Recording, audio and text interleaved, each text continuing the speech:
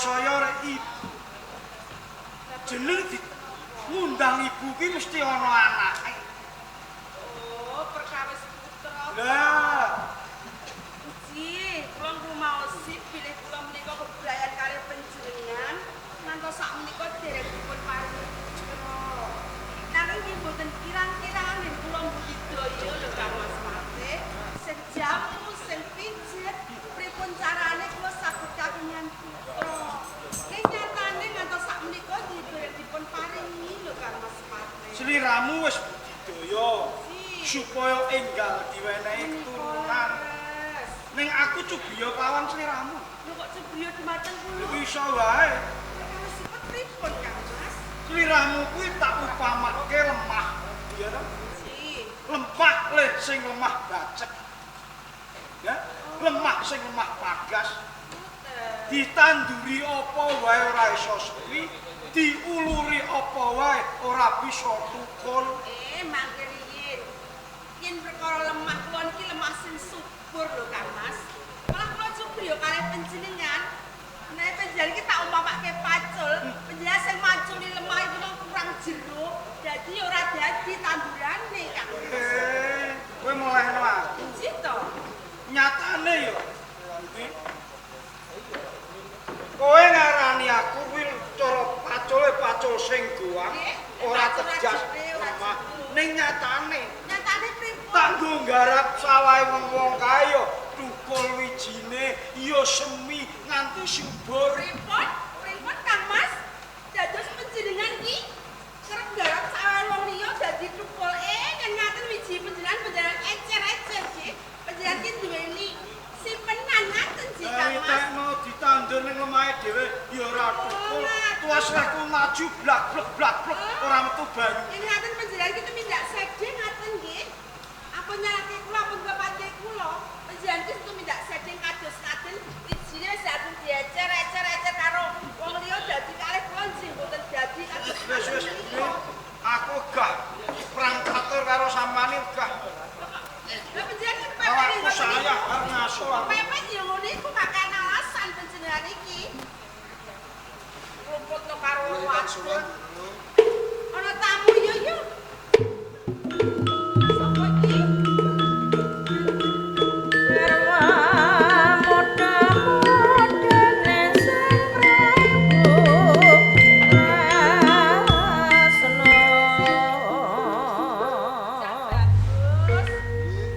Sapa sing dadi jenengmu? Nami kula Joko Pranowo. Joko Pranowo. Teko ning taman kepatihan kene iki arep ana gawe apa Joko Pranowo? Namung badhe pados pedamulan lho. Loro gawean. Apa iki teko rene loro gawean. Ora ndek pegawean kowe nganggur. Mboten gadah. Isake yo bagus-bagus kaya ngene kok ora ndek gawean. Ning mamane kowe tak dadekke juru taman, yo eman-eman bagusmu lho, Ngen. Kok kaya ngene. Sing baku kula nyambut damel kok Ndoro Ayu. Ora apa ini ya Nggir ya. Joko Pranowo. Anggonku omah-omah karo Kang Mas Patih iki wis 10-an taun urung diparingi putra. Umpama lho ya, kowe tak pek anak piye Nggir? Nuwun sewu Ndoro Ayu. Menapa mboten kelangkungan? Ora. Lah wong sak kula kok badhe dipun pundhut minangka putra. Kowe yen dadi anakku ki wis pas, wis trep. Yen kowe tak dadekno abdi, iki ora gathuk. Wong bocah bagus kaya ngene kok mung dadi abdi. Yen dadi putraku, iki mathuk cocok lho Joko Pranowo. Nanging nuwun sewu Ndoro. Heeh piye? Menapa mboten kelangkungan? Lan malih menapa Ndoro kakung nggih sanjut. Wis perkara garwaku ora usah dipikir. Ya iki kepengin ngangkat kowe dadi putra, mesti wae garwaku iki bakal sarujuk lho Joko Pranowo. Menawi kersanipun kados ngoten. Lenjak kene nggih. Boten kula teng mriki. Ora apa-apa lenjak kene Kula jajan. wajine ndoro. Ora jejer karo pun ibu lenjak kene nggih. Nggih. Mriki. Heeh. Boten kualat. Ora kualat, ibu iki malah seneng banget lho. Seneng banget. Ora tau duwe anak baguse kaya ngene ibu seneng. Lho. Rak tenan to. Wonten apa? Lagi ditinggal ngelengu wae wis selingkuh kowe ya. Selingkuh pripun? Lah mula kowe iki nanding-nandingke kelawan aku. Lho barang tinggal lu kok kowe gandeng renteng karo nom-noman bagus karepmu piye? Kang Mas Pati. Apa? Mangke riyen ampun duka. Mangke riyen piye? Yen nenten perkara iki dirembug. Layak toh layak. Yane gabuk rambe tuwa. Mergo kowe mbok acar-acar karo nom-noman liya. Iya. Mboten. Dipah aku wis tuwek bune ya. Alah mboten tuwa. Paculku wis bengkong. Kula tak wangsul Ojo. ini Bang Sami cengkak. Ora. Ning kene wae Joko Pranowo. Ning kene wae. Mangke riyen to Kang Mas. Mangke riyen piye? Kula nak dereng matur kesa panjenengan. Ampun duka wong dereng mangsa. Sapa wonge sapa sing ra nesu ngerti kahanan sing kaya ngene mau? Nek kula niki seneng kali Joko Pranowo iki ora patut. Kula niki pun tuwa mboten pantes. Lho nyatane nggih jejer gegandengan apa ngono kuwi cece lah. Iya. Lenggah jejer Nuwun kegandengan. sewu, Ndoro. Nggih. Kala wau ngendika mboten kagungan putra. Ora. Ndoro Pati Aku putrane aku putra. Aku bojone. Si bojoku mboten kagungan putra. ora duwe putra. Goro Ndoro Kakung. Kula piye nggih? Kok ngerti yen bojoku iki ngapusi iki. Menawi Ndoro Kakung ngendika mboten kagungan putra niku Lho goro. kok iso? Jalaran kula niku kepanggih kalian putranipun Ndoro Pati. Ketemu karo putrane Kalih cacahipun Ndoro. Dadi ngaten. Panjenengan iki nyalahke dal kula. Dalan rupak mengko disikan nggih panjenengan iku. Kondo-kondo enak ora anak ora iso ngene aku maju. Jebul panjenengan iki ndisi penang nganti. Kok sliramu percaya karo nom-noman kae iki? Ketemu pirang perkara, nggih. Kula kepanggih teng Parigulan niku ngaku putranipun Ndoro Pati Anggoreksa. Aja sembrono lho. Apa sih? Aku kuwi sak prono saprene ora duwe turunan, ya ora duwe putra, ya ora duwe anak. Lho kok malah kowe ndakwa kawan aku kan piye? Nek kowe yo tak kapakno. Kasagoro piye? Lah panjenengan cemburu karo iki Sujono karo Pranowo nek nyatane panjenengan dhewe putra dhewe ha. Selingkuhan panjenengan. Putranipun Ndoro Pati ingkang setunggal menika asmanipun Raden Satrio Madang Sego. Satria Madang. Ing monggo kalih menika Raden Satrio Madang Karak. Nah, niku putranipun Ndoro Pati. Apa ya ana? Putra patih kok jenenge Madang Sego Madang Karak. Ana. Malah mboten namung niku Ndoro. Kula niku saged pinanggih lan Ndoro Pati kedah ngangge pelicin. Lho, licin. Kedah nyuwap katen Ndoro. Iya. Kalung kula dipun suwun, Iya. apik kula nggih dipun suwun Ndoro. Pripun Pak Meni? Iki gek sangka trek kae bocah-bocah mbak. Ngono sudah. Lengkap. Iya. Alih. Londo. Lengkar sowan Lah, Rama. kok? Sowan. Kula Rama. Kula Rama. Tenan to. Lah niki putra panjenengan kekalih niki. Setunggal raine Raditya. Dadi iki. Tunggal semiran. Dadi iki sing ngaku-ngaku putraku. Nggih, lah Raden Satrio Madang Sego. Niki Raden Satrio Madang Karak. Iya. Putra Ndoro. Ten ngene. Menika putra Kok mlono rene? Napa? Kowe rung tau raimu diasak boto ya. Iya. Sing ngoten kuwi Bu dereng ah. Seneng nek aku tukaran kalian bojoku perkara kowe. Iya. Nggih mboten ngoten atur kula niku nodi tenan sampean kalih bojo-bojo niku sae tenang mboten. Oh, ngono ya. Pancen ki anak-anakku ning anak angkat junjung.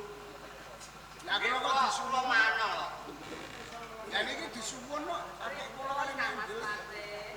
Ya aku ki mau sembok jaluk dibalekke. Balik iki. Balekke. Ora ndak pira pira nggih? Nek saya kira payu kok. Balikke ayo dibalikke. Nggih. Barang ngene ya, paling 7.000. Sapa jenengmu mau? Lah niku dene wis tunggal. Sapa? Mboten ditolake kula. Ayo iki lho. Ayo dibalikke. Sembrono. Sing ulang-ulang ngono kuwi sapa? Iki lho. Batas kula nggih tambah-tambahan penghasilan. Tambah mau. Kurang bayaramu ya, Den. Tambahan. Bayaramu wis akeh kok isih kurang lho. Ya. Sampeyan ngerti nek akeh niku. Lho kok iki tak sembayari aku lho ya. Lho sing kena sapa? Aku iki sembayari. Lah ini wong lando. Nggih. Jenengmu sapa, Gus? Kula Joko Pranala to. Joko Pranala. Ini sing gedhe panapuramu yen iki mau aku Sujono kelawan sliramu. Nek pancen sliramu pengen duwe anak raketan anak.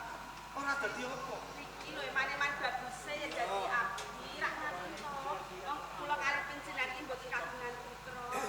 Pun pundhut putra kemawon sih. Iya, tiwas beneran. Pranala. Iya, dina iki sliramu tak angkat minangka dadi anak angkatku ya putra angkat. Dados putra panjenengan.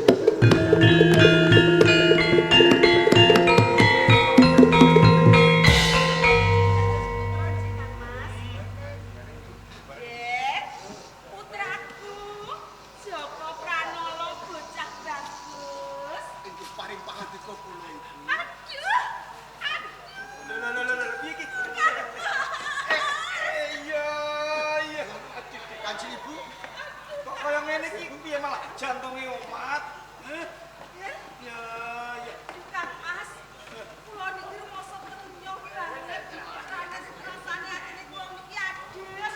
Sampun siang mboten nate diundang iku sakmenika wonten sing undang iku dadi kula niki adem sanget. Ya ora maido. Yane ora ana sing ngundang. Aji. Ya, ya.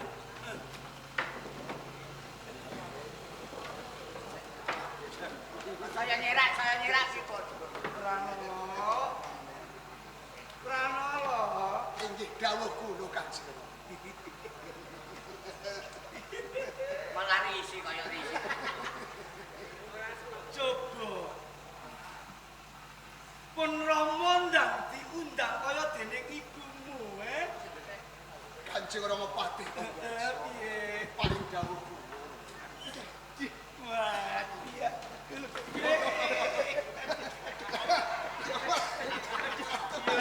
Sampai digati niku pripun kok. Ya ora dinjani. Ngono kamu. Ya wong semene gedene kok arep ngebreki aku. Ya ora apa-apa wong bojo kok lek dalah di anak. Ya wis, Pripun? Pranala paring sliramu saiki wis pinangka dadi putra patih. Ana ing Lamongan nanging pitungkasku kelawan sliramu ya. Aja nganti cejak-cejak ana ing Kabupaten Lamongan, utamane ana ing Pendopo Agung Lamongan. Paringipun Kapara dina iki Rama bakal nindakake kewajiban sowan mesa dalem Kanjeng Dipati. Ya. Tenan lho ya. Mamae karo ibu. Iki diawat-awati ya. Nggih. namun dirakaken Kanjeng.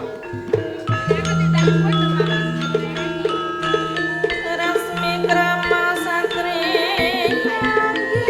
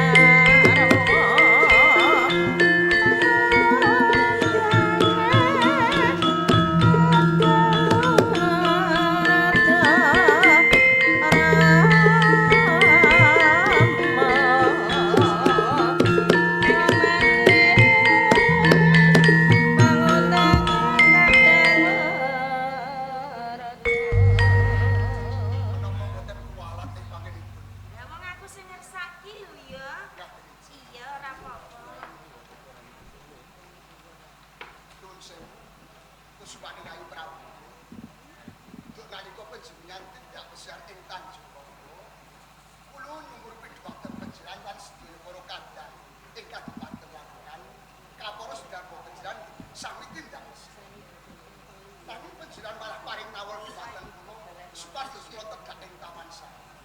Wonten kawigatosan menapa? Pancen Kakang ana wigati sing bakal tak kandhaki kelawan sampeyan.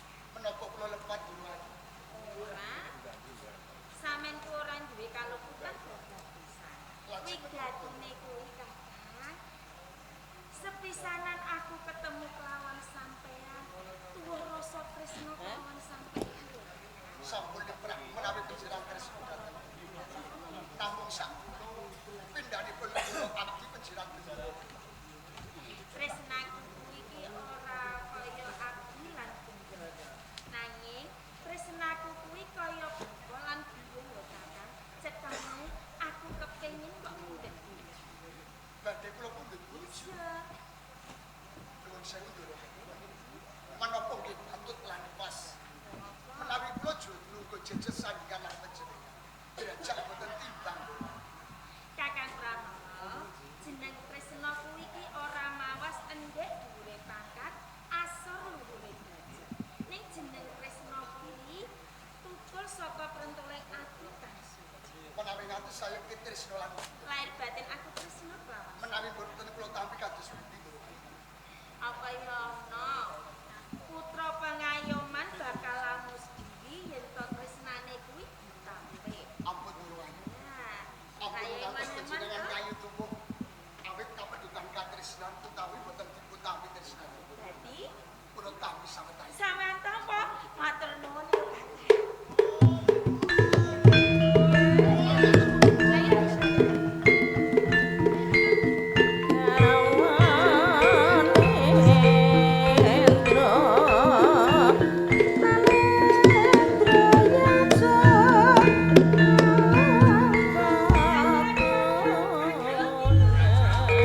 Yen ora kleru kae suarane Wis pingsan deh. Kyai Prabu.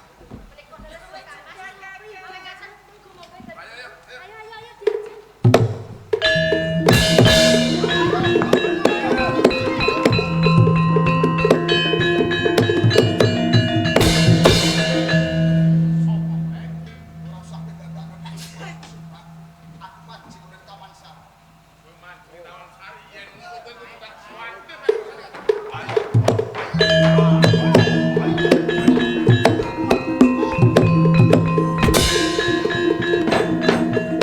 Iki kabeh bisa mantu ing lamongan. Yen kowe bisa nyekel aku pindhane bisa nyekel angin. Iki lho paling julik Joko Pranolo, putrane Rama Patih Anggareksa.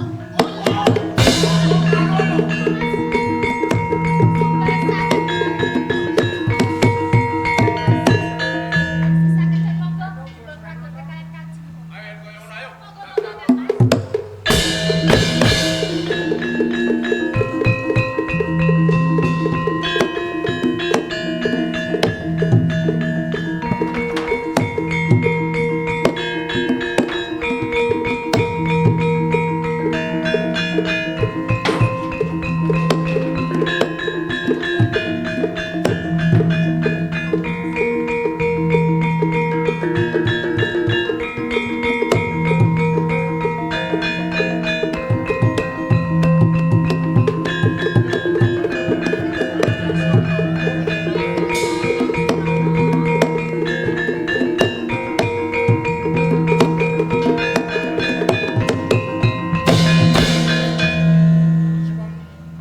Salibutan dol garang. Ngene iki miring ngono. Kowe yen tak timbali. Nggih, kula ora nenten kangge kamu. Napa? Nyuwun pangapunten sadherek. Nembe kemawon kula menika jumujuk wonten ing taman Mekare. Dumadakan wonten pawongan ingkang gonjak dumateng Kyai Prasad. Pramuni. Terus menika piyambakipun sumbar. Yen tiyang menika larene Anggareksa, Patih Anggareksa. Sese. Kowe wis ngerti lho? Nggih. Wak kula Anggareksa ora kagal putra. Nggih. Lah kok ana satra ngaku nek ane wakmu Anggareksa. Lah menika leres sumbaripun kados ngaten. Yen putra mantu menika saged nyepeng putrane Anggareksa. Nggih. Dalah kok ya dalah. Kowe ditimbali kok lho. Anu dibali Pak Bupati. Pak Bupati dibali.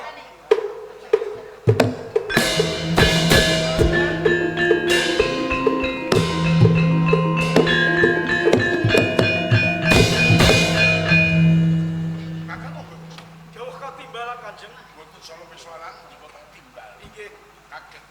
ndamel kejoteng manah. Kula kepengin nyuwun pirsa kali begini.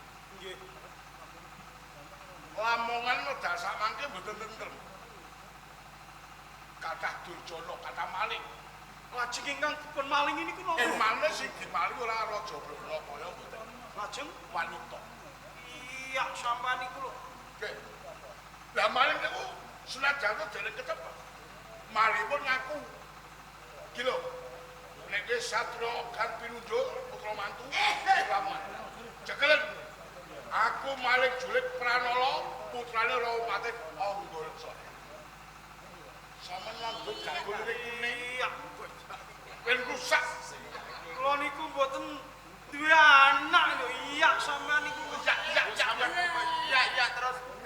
Oh nyatane ngoten malingipun. Nggih. Cethanipun niku mboten anak kula piyambak. Lho, balik adikmu.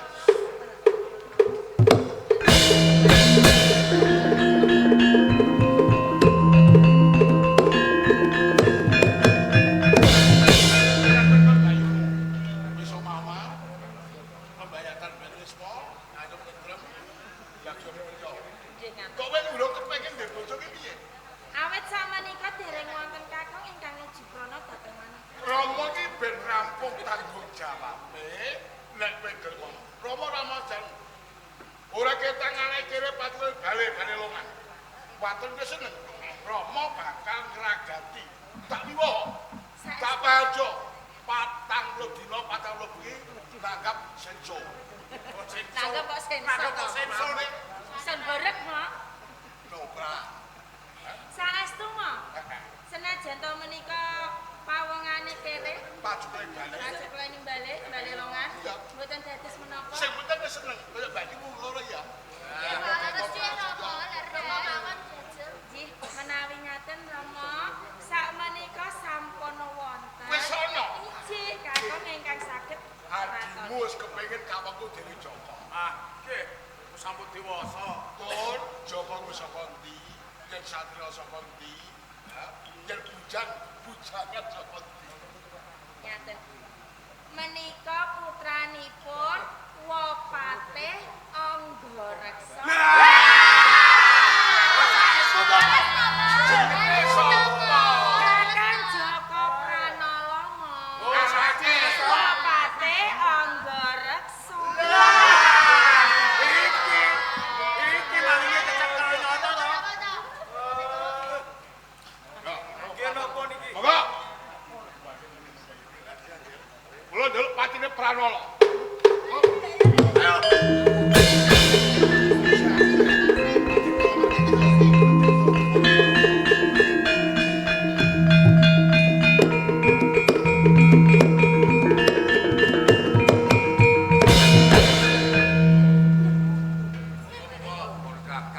Aku betul apa?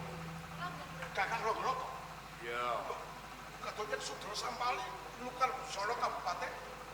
pun kakang kelang negoro ya. Kertosono saiki dikuasai karo Bupati Purworejo.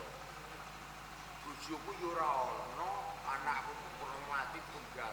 Enten tamu nih mboten kula gawe dulu payahe semari dadi iki kalau mantun nyawa. Kula niki seksi. Seksi ya kae iki sapa? Iki sapa? Iki sapa? Nah niki bojo kula. Kula mantu. Kula mantu. Kula wira kusumo. Niki anak. Ajeromo Tenang, ngombe saeso. tuduhku nono urip yai. Pun perkara suka pakai kula tanggung jawab. Nek iki nembe wonten kisruh ngoten niki. Oke.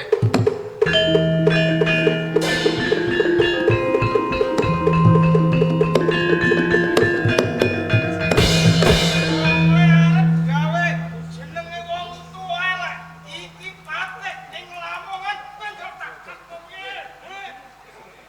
Kakang wis iso.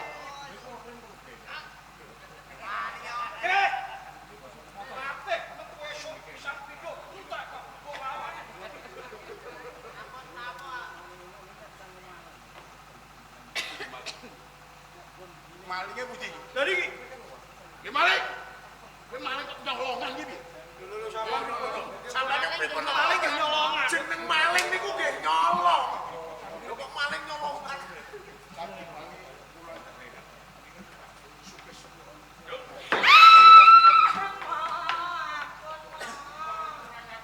Ajus mawon. Kok gak dijus mawon, tak dijus mawon. Suwe sopan glontae wong tuwa. Ora so roto anak, ora gak Ma, ayo wis kok bantu anak kowe kok. sinaosa menika malih, nanging malih istimewa. Piye? Iya. Istimewa. Koyo miyak sabrang nggih. Maling istimewa. Hei, maling goreng. Ini ngaku tak mateni ora ngaku tak bunuh. Jus mo. Ya, suwen. Ampun, Ma. Sik. Tong prapun ngomong aku pamak sadok Menawi pejalan badhe menjayan kula sawetipun kula pasrahaken jiwa lan raga kula. golok golok. Sapa? Menawi pejalan ben ngertos sinten. Estunipun kula menika Hadi Permana, putranipun Upamati Raganata ing Kertoso.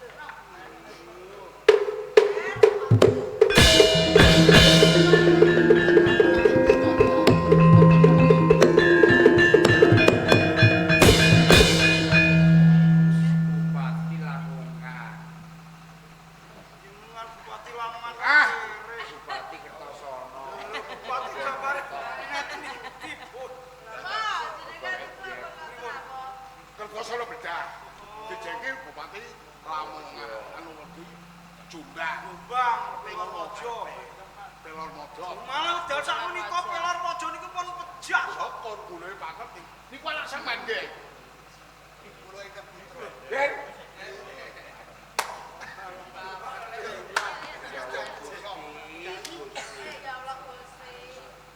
Ciliane ora ngerti.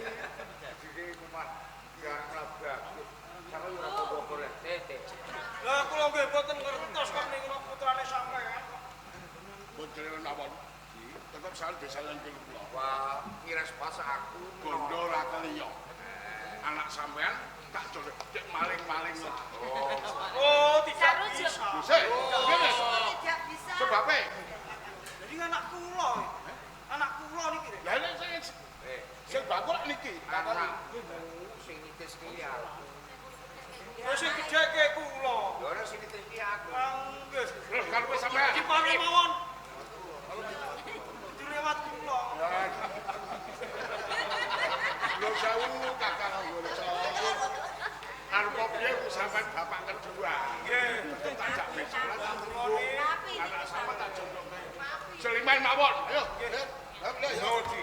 Thank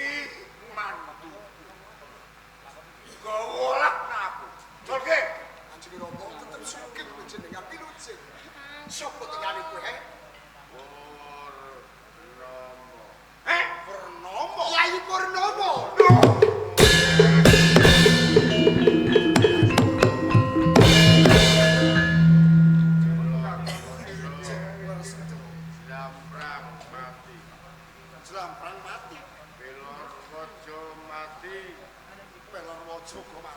Purnomo. Lah pati Toro. Ruwat. Ruwat. Yai Purnomo. Purnomo ruwat. Kok menawa kowe wis kelakon mateni suwertane negara. Ruwat. Monggo Rama dipun sempurnaken menawa. Nggih, disempurnake. Ini pun marang panguasaning Gusti Mugi Sampurna, Yai Purnomo. Sampurno.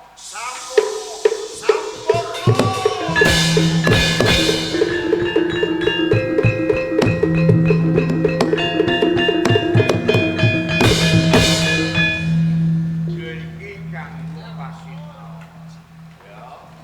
Matrape diamrang Pilarawaja tetep nunduk wae bakal. Kanggo kepenak iku aja nganti padha wong setunggal curiga kaya Pilarawaja.